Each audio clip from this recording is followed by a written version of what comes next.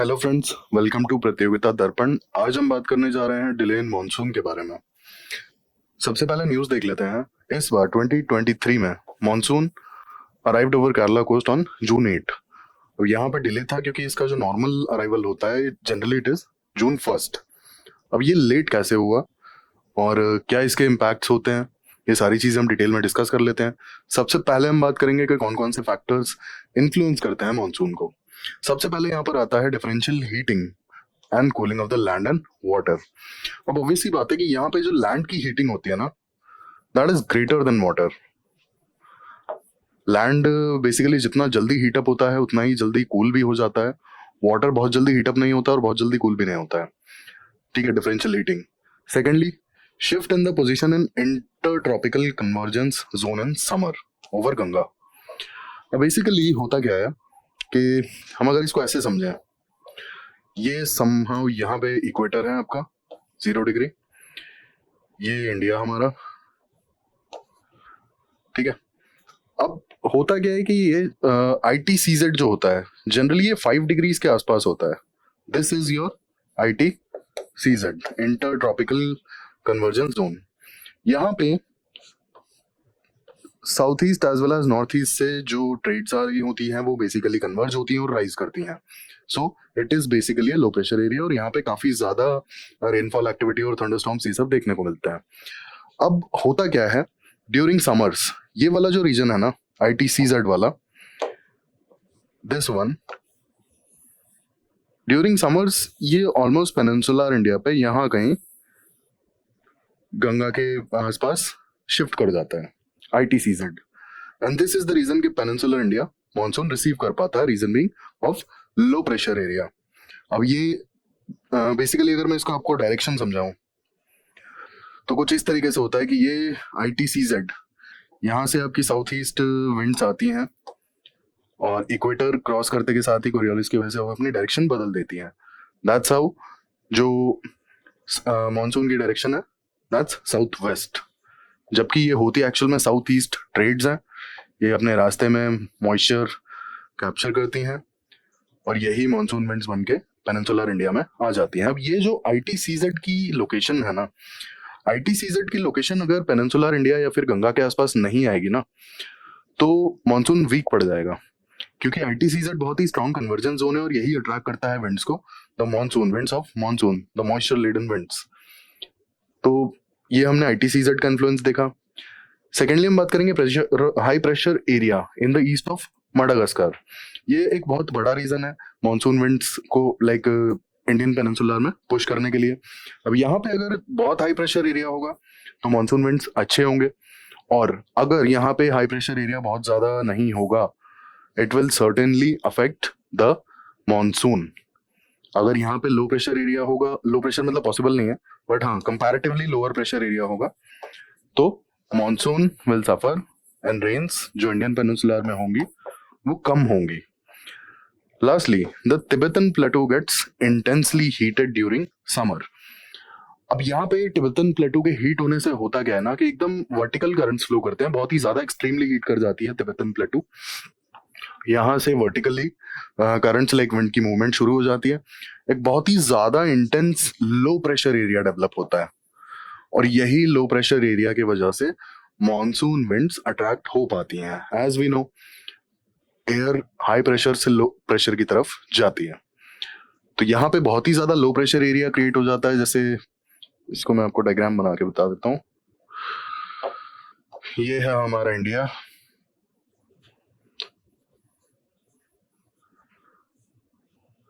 Please don't जज माई figure. यहाँ पे कहीं तिब्बतन प्लेटू है एंड यहाँ पे जब इमेंस लो प्रेशर एरिया होता है तो monsoon winds get attracted because of the low pressure. तो ये हमने देखा कैसे तिब्बतन प्लेटू अफेक्ट करती है मॉनसून विंड्स को। Then movement of the westerly jet stream to north of the Himalayas and presence of the tropical easterly jet stream over the Indian peninsula. Jet stream की presence की वजह से भी मॉनसून पे काफी इफेक्ट होता है। Then La Nina and El Nino. अब जब एल नीनो होता है तो बारिश कम हो जाती है, मॉनसून उतना स्ट्रांग नहीं रह जाता है एंड ऑन द कॉन्ट्रेरी जब ला नीना होता है, ला नीना ईयर में बारिश अच्छी खासी होती है, नॉर्मल रेन से भी ज्यादा होती है, ठीक है। लास्टली इंडियन ओशन डाइपोल, अब इसे हम थोड़ा सा डिटेल में देख लेते हैं। बेसिकली ये है आपका इंडियन ओशन, ठीक है। This is western Indian ocean, this is eastern Indian ocean, ये आपका साउथ एशिया एंड ऑस्ट्रेलिया, ठीक है। अब होता क्या है कि इंडियन ओशन डाइपोल क्यों कहा जाता है? सबसे पहले तो यहाँ पे कॉन्ट्रास्टिंग कंडीशंस एग्जिस्ट करती हैं। अगर ये आपका वेस्टर्न इंडियन ओशन है, ये आपका ईस्टर्न इंडियन ओशन है, दोनों के टेम्परेचर एक टाइम पे अलग अलग होते हैं। अगर वेस्टर्न इंडियन ओशन का टेम्परेचर बहुत हाई है तो ईस्टर्न का लो होगा, और अगर ईस्टर्न का हाई है तो वेस्टर्न का लो होगा। दोनों का कभी सिमिलर नहीं हो सकता कि वेस्टर्न इंडियन ओशन का भी टेम्परेचर, वाटर टेम्परेचर हाई है एंड ईस्टर्न का भी हाई है। This is not possible. Western Indian ocean के वाटर का टेम्परेचर अगर हाई है तो ईस्टर्न इंडियन ओशन के वाटर का टेम्परेचर लो होगा। We are talking about the surface water. And अगर वेस्टर्न इंडियन ओशन के सरफेस के लाइक सरफेस वाटर टेम्परेचर अगर लो है तो ईस्टर्न इंडियन ओशन के सरफेस वाटर टेम्परेचर हाई होगा। ये इस तरीके से, ये जो कंट्रास्टिंग कंडीशन है इसी को बोलते हैं इंडियन ओशन डाइपोल, दो पोल्स हैं, ठीक है। अब ये मॉनसून के लिए कैसे बेनिफिशियल है? बेसिकली वेस्टर्न इंडियन ओशन का जब टेम्परेचर ज्यादा होता है और ईस्टर्न इंडियन ओशन का टेम्परेचर कम होता है, ये कंडीशन, इसे कहते हैं पॉजिटिव इंडियन डाइपोल, ठीक है। Positive Indian ocean dipole plus IOD.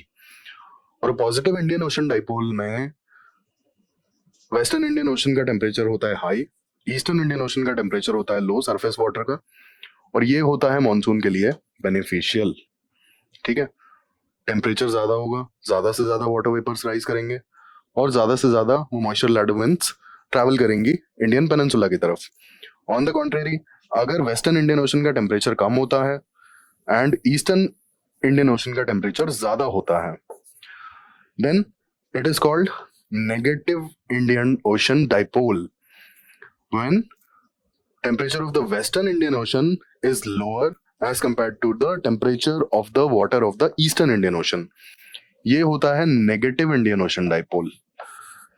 और ये जो नेगेटिव इंडियन ओशन डाइपोल होता है ये बेनिफिशियल होता है ऑस्ट्रेलिया के साइड के लिए, वहां पे अच्छी खासी रेनफॉल होती है। बट इंडियन पेनिनसुलर के लिए ये condition negative Indian ocean dipole खराब होती है। रीजन बीइंग मॉनसून वीक पड़ जाता है, ठीक है। और वीक पड़ने का मतलब है कि बहुत ज्यादा like low pressure area create नहीं हो पाता और मॉइस्चर लेडन विंड्स अटैक नहीं हो पाती और बहुत ज्यादा एयर में मॉइस्चर नहीं जा पाता।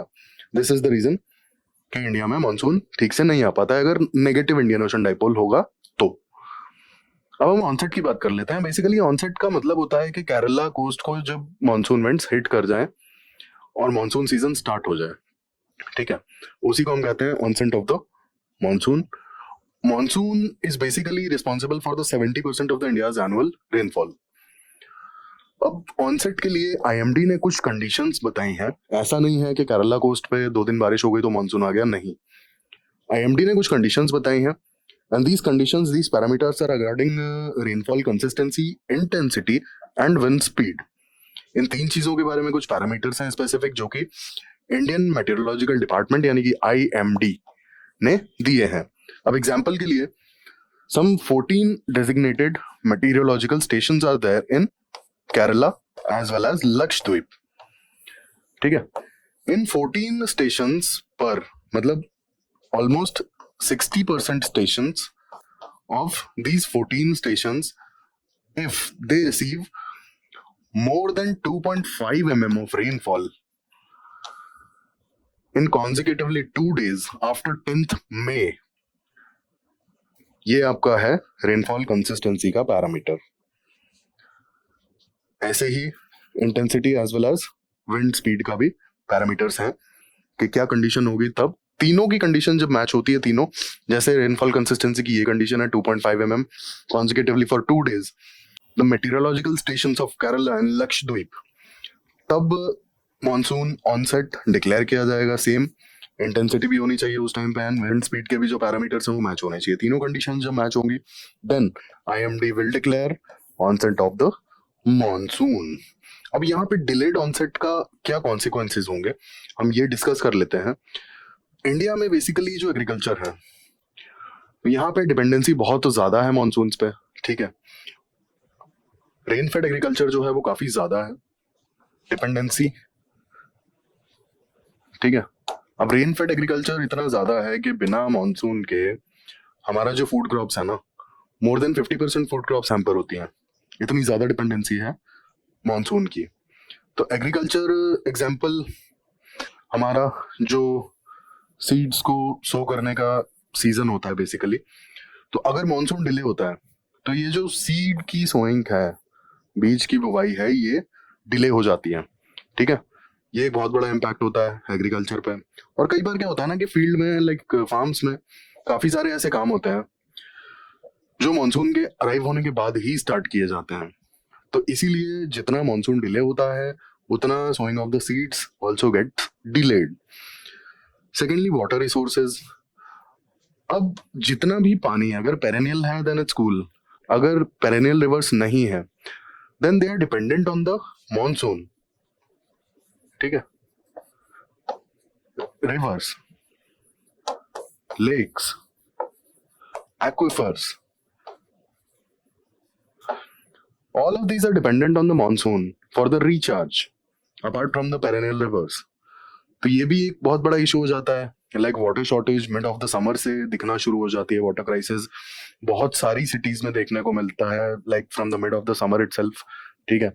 और जो डिपेंडेंसी होती है ऐसे वाटर क्राइसिस में, वो नियर बाय लेक्स पर ही होती है जनरली, या फिर नियर बाय डैम्स पर। वहां से टैंकर्स में पानी ला करके और सप्लाई किया जाता है। इंडिया में ये बहुत पुराना सीन है ना। स्पेसिफिकली अगर आप वहाँ उन एरियाज में देखें जहाँ पे ग्राउंड वाटर अवेलेबिलिटी बहुत ही ज्यादा कम है, वहां पर टैंकर की लाइक डिपेंडेंसी बहुत ही ज्यादा है। I am like talking about tier 2 cities specifically. तो वहां पर टैंकर्स पर डिपेंडेंसी बहुत ही ज्यादा है। जो भी म्युनिसिपल कॉर्पोरेशन होता है वो पर्टिकुलरली नियर बाय लेक्स या फिर डैम से like they refill the tankers, है ना। और सिटी में पानी सप्लाई इन टैंकर से होता है। तो वाटर रिसोर्सेज को भी रिप्लेनिश करने के लिए, रिचार्ज करने के लिए बहुत ज्यादा जरूरी होता है। और जितना डिले होता है उतनी दिक्कत होने लगती है, ठीक है, वाटर सप्लाई को लेकर के। Then energy sector. अब बेसिकली हाइड्रो इलेक्ट्रिसिटी का जो जनरेशन होता है, ठीक है, हाइड्रो इलेक्ट्रिसिटी का जो जनरेशन है, तो पूरे समर से रुकता तो है नहीं, उल्टा समर्स में उल्टा डिमांड बढ़ जाती है इलेक्ट्रिसिटी की। तो अब जो वाटर कंजम्पशन होता चला जाता है ना, तो एक सर्टेन टाइम तक वाटर कंजम्पशन इतना हो जाता है कि डैम्स, जो नॉर्मल डैम्स हैं या फिर जो होता है ना कि नॉन पेरेनियल रिवर्स पर बने हुए हैं डैम्स, तो इन डैम्स का वाटर लेवल बहुत डाउन जाने लगता है, ठीक है। वाटर लेवल जो है नीचे जाने लगता है। और नीचे जाने के साथ साथ एक और चीज क्या होती है कि नियर बाय सिटीज में कुछ कुछ सिटीज ऐसी होती हैं कई बार जहाँ पे ग्राउंड वाटर अवेलेबिलिटी बहुत ज्यादा नहीं होती है। दिस इज द रीजन कि वहां पे डैम्स ये जो है इन्हीं से पानी सप्लाई भी किया जाता है, जैसा मैंने बताया था, टैंकर्स में भर के। तो इस कारण से क्या होता है कि पानी बहुत ही तेजी से नीचे जाने लगता है वाटर लेवल। और हाइड्रो इलेक्ट्रिसिटी जनरेशन में एक खास बात ये होती है कि सर्टेन अमाउंट से नीचे, एक सर्टेन लेवल से नीचे अगर वाटर लेवल चला जाता है ना, तो प्रोडक्शन में काफी इश्यूज आने लगते हैं फिर, ठीक है।